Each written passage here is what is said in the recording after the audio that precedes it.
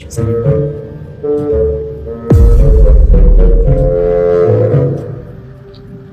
Guys, मुझे नहीं पता था कि तुम लोगों में ऐसा कुछ रिचुअल होता है।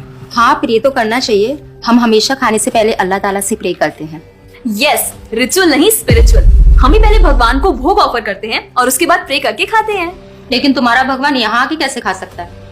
जैसे वो तुम्हारी दुआ कानों से सुन सकता है, वो वैसे ही यहाँ पर आके खा भी सकता है। भगवान का फॉर्म पर्सनल है। अगर वो कानों से सुन सकते हैं तो मुंह से आके खा भी सकते हैं। उनके कान और मुंह दोनों है। शालिनी, तुम प्रे नहीं करती खाना खाने से पहले? नहीं, लेकिन मेरे चाचा ने एक बार कहा था कि हमको वो गॉड ऑफ फूड को और फार्मर्स को थैंक यू बोलना चाहिए। You mean Annapurna Devi? What? God of food. Yes, हमें उन्हें थैंक करना चाहिए और साथ में फार्मर्स को भी।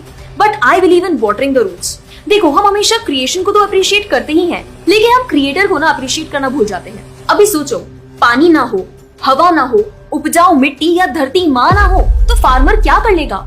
So I believe that we should be thanking the Creator, the Lord, who is providing us with all the basic necessities. Point.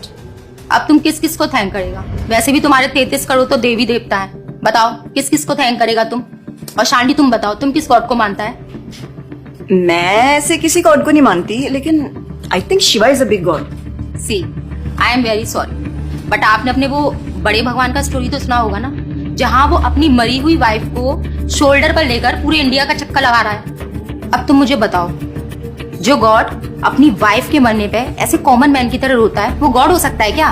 अच्छा, may be, I don't know much about this story, but he is very famous and north में तो राम जी भी बहुत famous है ना। उनका story तो तुमको पता होगा ना, सबको पता है। उनकी वाइफ को रावण ले गया था। हाँ, पता है। अब तुम मुझे बताओ, वो गॉड है? वो अपनी वाइफ को भी अकेला नहीं बचा के ला सकता। उसको अपनी वाइफ को बचाने के लिए भी वानर सेना की हेल्प चाहिए, और उस वानरों को भी तुम पूछता है। I am sorry. और गीता, तुम कृष्ण को मानती हो, और वो तो हर लड़की के साथ रासलीला करते रहते थे। ऐसा कैसा कैरेक्टर है गॉड का जिसे हर लड़की से प्यार हो जाता है? और वो खुद डर के अपना जन्मस्थान छोड़कर चले गए थे। गॉड को कभी डर लगता है क्या? और जिसे खुद डर लग रहा है, वो तुम लोगों की हेल्प कैसे करेगा? शिट यार, this is so complicated and confusing. It is confusing because you are following the wrong path. It is very beautiful and sacred. I will show you the right path. Enough, Asifa. I know what you're trying to do. And Shalini, कुछ भी confusing नहीं है। You know what the problem is कि तुझे पता ही नहीं है, क्योंकि तूने आज तक शास्त्र ही नहीं पढ़े हैं। तो पता कैसे चलेगा कि क्या सही है और क्या गलत? जन्म कर्म च मे दिव्यम एवं योवेति तत्वतः त्यक्त्वा देहम पुनर्जन्म नैति मामेति सो अर्जुना। भगवान की लीलाओं को समझना इतना आसान नहीं है।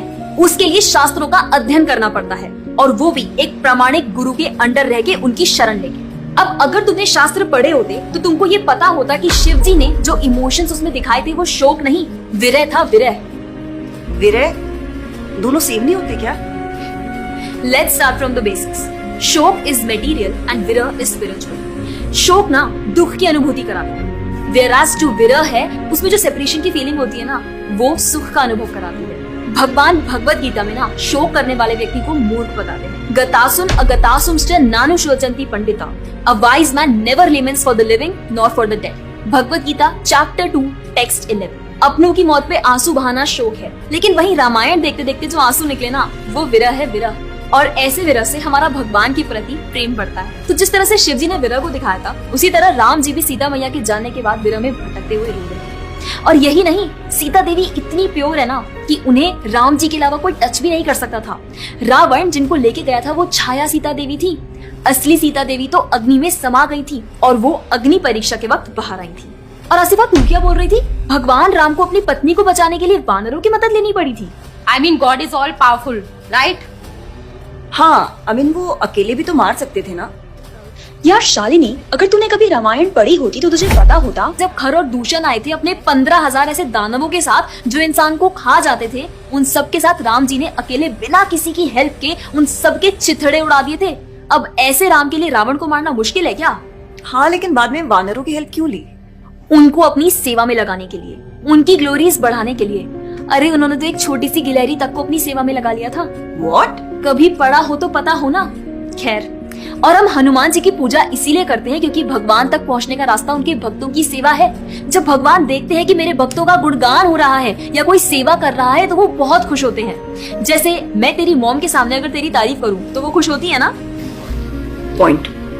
इसी तरह भगवान हमसे खुश होते हैं जब हम उनके भक्तों की सेवा करते हैं, पूजा करते हैं। और रही बात 33 करोड़ देवी देवता की, आसिफा तू मुझे ये बता, what is your favourite genre in movies? Psychological thriller. और शालिनी तेरी? Romantic and comedy. एग्जैक्टली। जैसे हर किसी का अपने नेचर के अकॉर्डिंग फेवरेट जॉनर होता है, वैसे ही भगवान ने हर किसी के नेचर के अकॉर्डिंग व्यक्ति के लिए उसके नेचर के अनुसार वेद और पुराण दिए हैं। और उन्हीं पुराणों को फॉलो करके लोग अपनी देवी देवता की तरफ अट्रैक्ट होते हैं। और ये सभी देवी देवता भगवान की ही सेवा कर रहे हैं।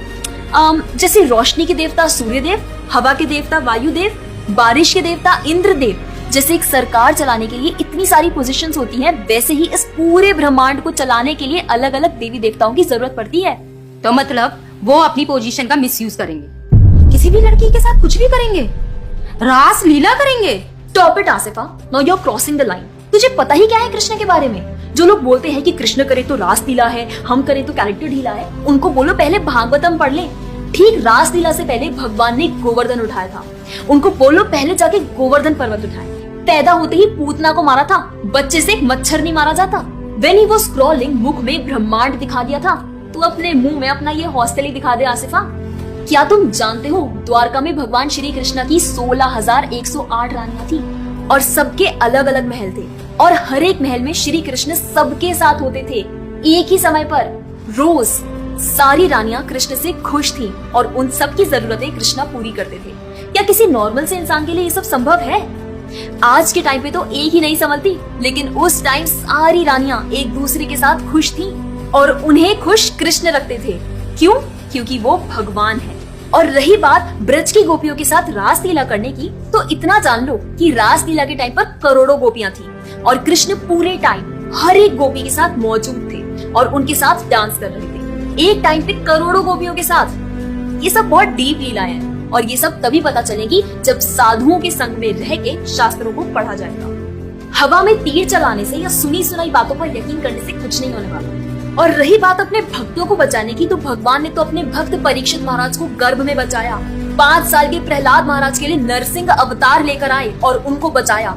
यहाँ तक कि वो अपने गुरुदेव सांदीपनी मुनि के बेटे को मरने के बाद वापस लाए और उनको जिंदा किया। आई एम रियली इम्प्रेस्ड यार। हिंदू होते हुए भी मुझे फैक्ट्स पता ही नहीं थे। मेरे पेरेंट्स ने मुझे कभी इन सब चीजों के बारे में बताया ही नहीं। हाँ, पेरेंट्स की तो गलती है, लेकिन हम भी तो वही कर रहे हैं जो उन्होंने किया। We are not learning about our culture, not reading Ramayan, Mahabharat और भगवत गीता। आजकल तो ये सब कुछ रीड करना बहुत इजी भी है यार। Everything is available on our phones, and the problem is that we don't want to learn। और इसीलिए हमें कोई कुछ भी बोलता है और हम उसे मान लेते हैं और अपने बिलीफ को चेंज करने के लिए रेडी हो जाते हैं। एक्चुअली में पता है, किसी का हार्ट ट्रांसफॉर्म करना है तो प्यार से करो, ज्ञान से करो, पैसे और तलवार से नहीं। और अब बारी आपकी है। अगर आप भी चाहते हैं कि कोई एड़ा गेड़ा नत्थु गेड़ा अगर आपको कुछ भी ना बोल जाए, आपका बेवकूफ ना बनाए, तो जाइए और अपने कल्चर के बारे में जानिए, ग्रंथ पढ़िए और अपने बच्चों को भी पढ़ाइए। जाकर इस वीडियो को जितना हो सके उतना शेयर करिए ताकि कोई और लड़का या लड़की इस केरला स्टोरी का शिकार ना बने। और हाँ, इस वीडियो को लाइक करें।